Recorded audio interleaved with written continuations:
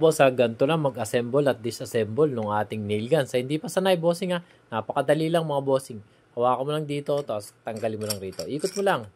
Tapos lagay mo sa isang lagayan para madali, bossing Tapos yan, lagay mo yan dito sa isang tabi.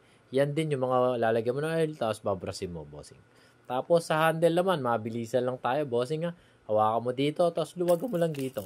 Yan, tandaan lang, may spring yan Pag natanggal mo na, bossing pag natanggal mo na yan, yung mga yan din nalalagyan mo ng oil, tapos babrasin mo, bossing lagay mo lang sa isang magkakasunod para pagkuha mo, madali lang.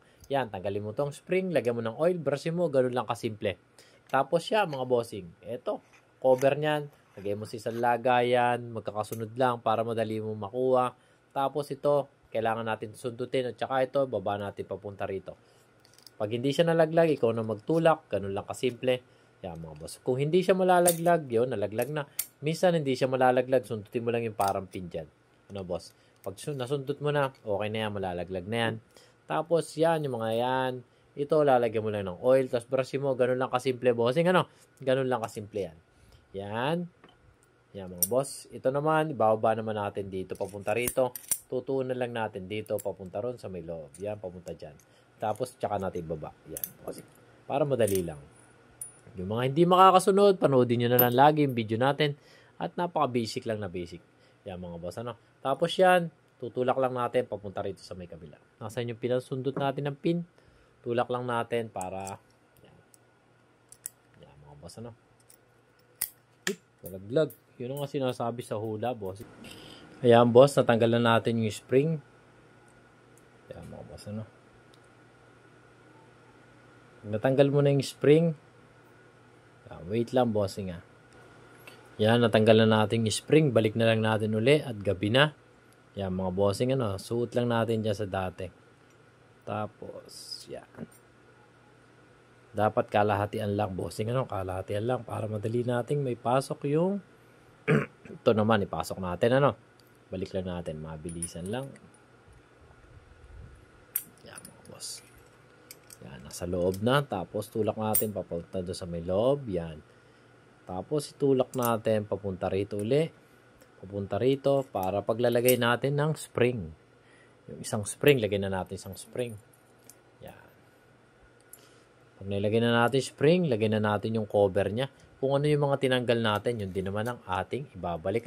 Siyempre. Yun din naman ang ating lalagyan ng oil. Hanapin natin yung butas, bossing. Na paglalagyan natin ng pin. Ayun. Yan yung butas. Lagyan natin yung pin. Yan. Okay na yan, bossing. Suwabe na. Tapos lagyan na natin yung cover na may nakalagay na kuwo, bossing, Yan. Ikaw yung depende sa'yo kung paano mo yan. Napakadali lang yan, bossing. Tapos, ilagay na natin yung magkakasukat naman yan, bossing. Yan. Yung ating isang yan, boss. Yung isang spring, may pamalitan. Tapos pagdikitin mo lang, tapos iikot mo, bossing, Dikit mo, tapos iikot mo lang. Hanggang magkapit siya mo, bossing, Ganun lang, napakadali lang mga bossing, Basic lang mag-assemble at disassemble ng ating nail gun. Tapos yan, pag nilagay mo na, napakadali na, ilalagay mo lang yan.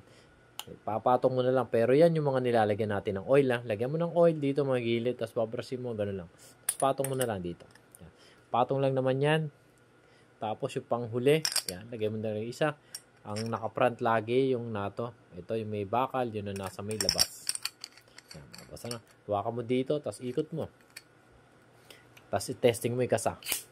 Yun, suwabe. Ganun lang kasimple. Pwede mo rin lagyan yan sa may dulo. Para may protection sa may yung pag pumuputok siya. Hindi siya mapepersa. Mga bossing? Yan, ganyan lang kasimple mag-assemble at disassemble ng ating nail gun. Kung magkakabara o kaya hindi mo na siya akala mo sira, ganun lang gagawin mo, babaklasin mo at bubuhay mo. Kaya mga boss, kung gusto niyo po ng ganyan mga video, mga bossing mga full set natin yan, check out nyo na lang lagi sa basket natin. Mga boss, maraming salamat at God bless po sa inyo lahat mga bossing.